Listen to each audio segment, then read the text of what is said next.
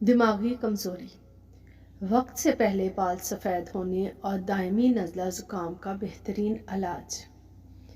7 عدد بادام اور 7 عدد کشمش رات کو پانی میں بھگو کر برتن کو ڈھک کر رکھ دیں۔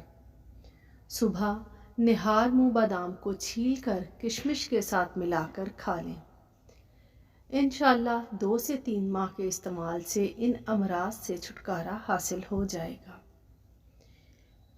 خالی پیٹ اخروٹ کھانے سے بال بہت اچھے ہو جاتے ہیں۔